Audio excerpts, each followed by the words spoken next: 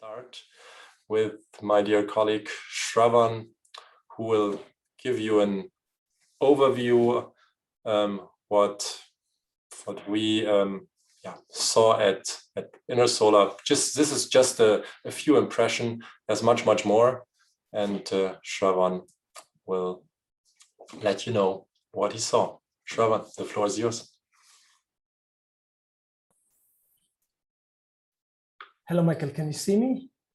I can see you and I can hear you. Oh, okay, great. Thanks. So I will just start my screen sharing.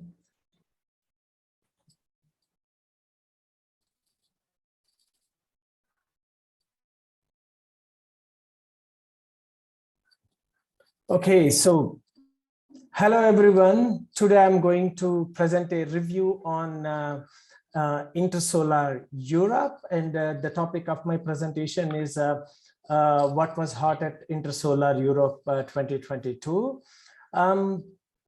Before I go into the main topic of my presentation, I would like to take this opportunity to provide you a brief introduction of our company. We are actually two companies and we have two platforms. TaiyangNews is an open platform, as you all know, so we publish reports on advanced PV technologies. We also publish market surveys on various production equipment and process consumables. So the differentiation with TaiyangNews is that it is an open platform. That means all the publications can be accessed for free when you give your credentials. And then Mishko is our consulting arm through which we provide services, of course, at a fees. Our services include communication, strategy development, technical research, and market intelligence. So with consulting services, of course, we go much deeper in the specific topics. TaiyangNews is an official media partner of Intersolar, and TaiyangNews has also attended the show and distributed the free copies of our recent TaiyangNews report on solar module techno innovations 2022 that was launched a couple of weeks ago. While we are mainly a digital company, we do print and distribute our reports for the largest global solar shows, for example, Intersolar in Europe, REI in India, or SNEC in China.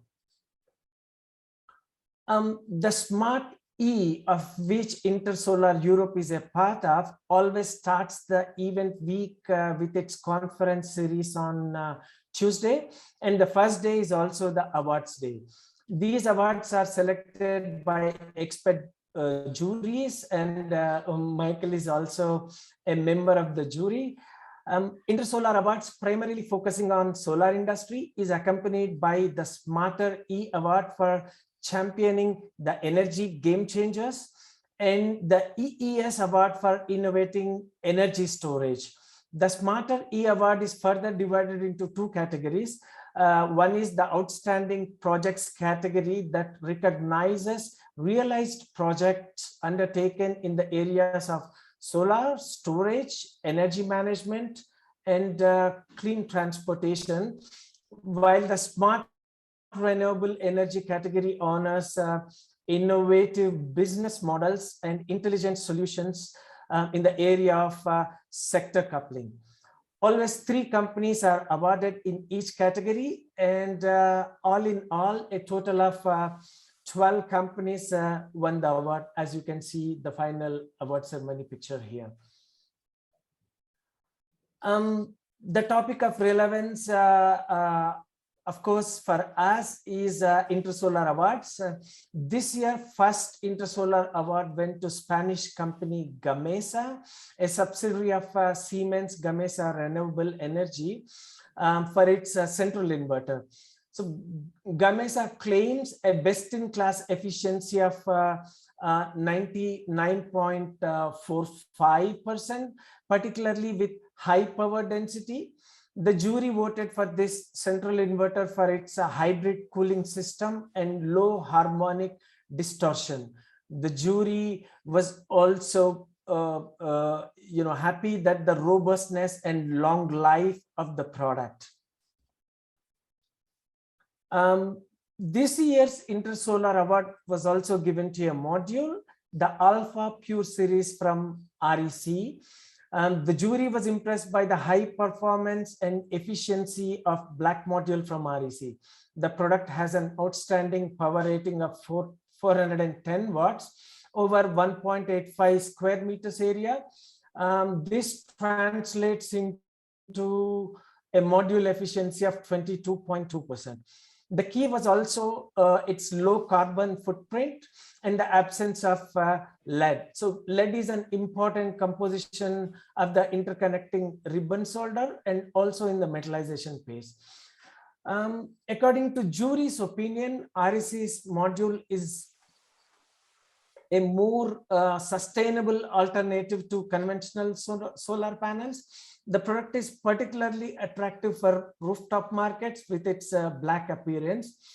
You may be aware, TaiyangNews lists most efficient commercially available solar modules in the market in our monthly column called Top Modules. You can see it on our website.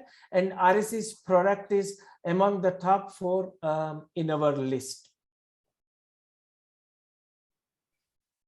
While last year an Agri PV mounting system got the award, this year the jury has selected a module production equipment from M10. So the jury said it was impressed by the creativity, uniqueness, high precision, and productivity of the system. So it's essentially an interconnection system. It was also emphasized that the tool is a multiplier and enabler of environmentally friendly PV module technology, especially for the integration market. So in a nutshell, this system is a interconnection system that can realize a shingling module. So as you all know, so far only 2 companies have the patents on shingling, which are SunPower and Solaria. So the M10 production solutions enable the production of shingle modules without any patent litigation, because the M10 tool is based on the proprietary shingle matrix interconnection technology developed by Fraunhofer ISE. The tool is based on matrix shingling. At least to our knowledge, the others are based on stringing shingling based. With solar's attractiveness growing to the geostrategic considerations in light of the Russian invasion in Ukraine, a revival of local manufacturing in Europe is considered by more and more stakeholders in the Europe, including increasing backing from the politician. I think that's really interesting.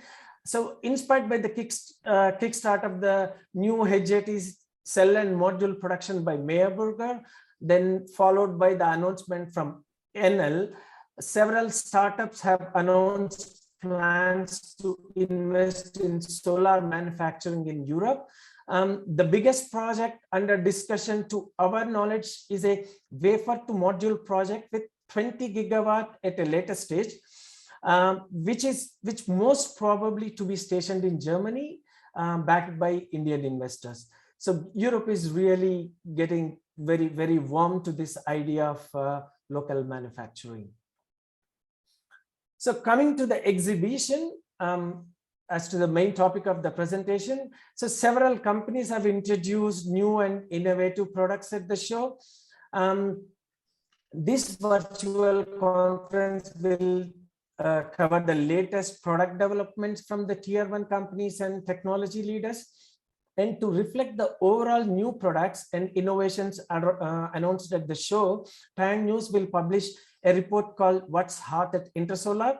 However, I would like to present a few here, but please note that this presentation is just a selection and has no criteria or ranking or whatever it is.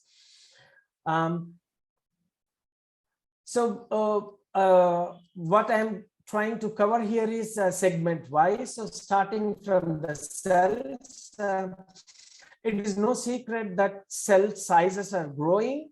While M6 size is still available, the cell market, the cell makers are mainly focusing on pushing larger M10 and G12 formats. With growing cell sizes, I think it is really becoming inevitable to cut the cells into pieces, so 2, 3, or maybe in several in case of the shingling. But the approach of slicing cell into pieces is bringing some edge losses, which are very prominent in case of heterojunction. So to overcome this limitation, companies have been working on processing half cells.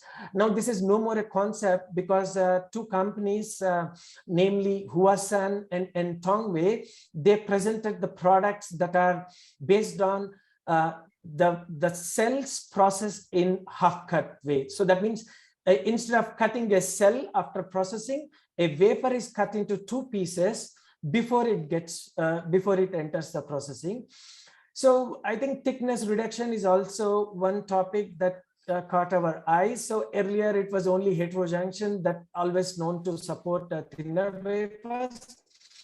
But now, as we can see at the show, there are a few companies that are offering even PERC cells down to 115 microns. So that means this is also coming up. As far as the module, high efficiency modules based on high efficiency cell architectures are becoming more widely available. So for heterojunction, of course, we all know Ryzen, Huasan, Meyer Burger, and REC have been promoting. But at Intersolar show, you can see at least 5 or 6 more companies which are also promoting heterojunction modules. Of course, they don't have a cell capacity, so that means they are importing cells from overseas.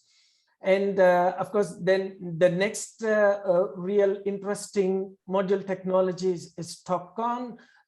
Same with heterojunction. There are several companies with no cell capacities are also producing TOPCon modules. But of course, companies which have real big significant TOPCon capacities have also launched innovative products. They are Jinko Solar, J, Jollywood. And IBC is also gaining some traction. Of course, we all know SunPower has been the leader of IBC segment, and they really launched a very high efficiency module at the show. But apart from IBC, which is on the higher range, the industrially feasible, a little lower efficient modules from SPIC, Futureson were also there then. But the Intersolar show has witnessed modules for different purposes and applications in all sizes and variations. So you name it, you have it. So, but a general trend is, okay, larger modules are mainly promoted for C&I applications, and smaller, of course, for residential. And almost every company got a black module with pleasing aesthetics for residential application, of course. And another interesting development in BOM is Kovame has introduced a black backsheet with high reflectivity. So as you all know, if you have a black module with a black backsheet, it causes a little bit, it cannibalizes the power or the efficiency. But Kovame has introduced a new product that can keep the performance at the same level. And it has also introduced a backsheet with high water vapor barrier for heterojunction applications. And as we already mentioned in our backsheet market survey, recycled PET based backsheet is promoted. And interestingly, a combination of all these 3 can also be opted from Kovame. And another interesting BOM is a black ribbon for all black modules. So right now, everything is black for a black module except for the ribbons, because if you coat the ribbon with black color, due to the soldering, it peels off, and several companies tried in this past. But I think Ulbrich is really successful in making a black ribbon. So this really makes the final step towards all black appearing modules, something very similar to a back contact module, but of course with some efficiency, may not be at the same efficiency. And Ulbush is also giving offering a white reflective ribbon for companies who want to have a little gain in the performance. So when it comes to the equipment, it is mainly the cell and module production tools, and the main focus was on high efficiency cell technologies such as heterojunction and TOPCon, though there are only few left in Europe. And most of them, such as Reina, Singular, Spanadene, Semco, RCT, exhibited at Intersolar. Even Chinese equipment vendors such as Maxwell also had a booth at the show. While most of the equipment vendors, especially from Europe, are pushing TOPCon, there are only a few for heterojunction. So mainly H2 Gemini for their heterojunction solution, and Maxwell from China. Of course, Ponadeni was also promoting its solution for heterojunction, but it's a PVD, which is only a part of the key tools for heterojunction. So in this context, Jusin from Korea caught our attention. The longtime player in the deposition equipment segment has also started offering key production equipment for heterojunction. As far as the module equipment, as mentioned in the about section, M10 has really attracted a lot of attention. And heterojunction has certainly attracted a few module equipment vendors. As you can see, both Mondragon and Team Technique has introduced the ECA-based interconnection tool for heterojunction. On top, Mondragon has also launched a laminator. Though still small in the market, module manufacturers are increasingly preparing for BiPV segment, with the European Commission recently having proposed its Repower EU strategy to implement mandatory solar for new buildings in member states. This segment is likely to see quite some of growth in the future. The topic was also covered as part of Solar Module Innovations report, which was launched earlier. So at the show, we could see colored modules from Avances, heterojunction roof tiles from Meyerburger, wall curtains in a wide variety of colors to choose from. Longi. Jinko Solar made a special BiPV arena exhibiting its range of BiPV solutions. And, with self-consumption becoming a strong driver in rooftop segment, battery inverters are a must to have in the product portfolio, increasingly with their own battery. One example is Huawei. But not only that, we also see inverter companies increasingly offer full smart solutions. A few examples are Goodwill launched its EcoSmart Home, SMA introduced an EV charger, with such functionalities. And as our first market survey on solar trackers last year has shown, there is a lot of activity in the solar tracker field, which could also be witnessed at the Intersolar, where the leading tracker suppliers were exhibiting. And again, here is a little selection. Arctic introduced a 1P tracker with a synchronous multi-point drive mechanism suitable for larger modules. And then I think Next Tracker launched a terrain following single access tracker for installation sites, which with challenging terrains. And Slater's innovation is around saving material about 30% at the same time with high mechanical stability. And solar mounting system companies are really exploring a relatively new field of Agri PV, which enables simultaneous production of sustainable food and solar PV power while preserving the natural environment, securing fruitful soils for food production and increasing resilience by facilitating their climate change adoption. So this is really a definition of BiPV Agri PV mission statement. BiPV is really a pioneer in the field in Germany. And they also had a very large booth explaining different solutions. While you can also argue what products are exactly Agri PV systems. The topic is on solar mounting manufacturers agenda. Probably you will soon hear from them. So here is my final slide. As people who have attended already know, Intersolar Europe 2022 was really hot, and it will be likely even hotter next year.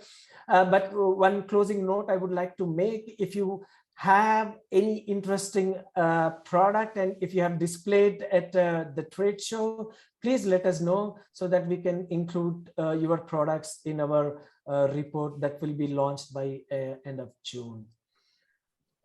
Thank you very much for your attention. Over to you, Michael. Yeah, thanks, Shravan, for this nice overview. As Shravan said, this is just a tiny part of those over 1,000 exhibitors showing their products. There was much more, and we will display more of this in our upcoming report.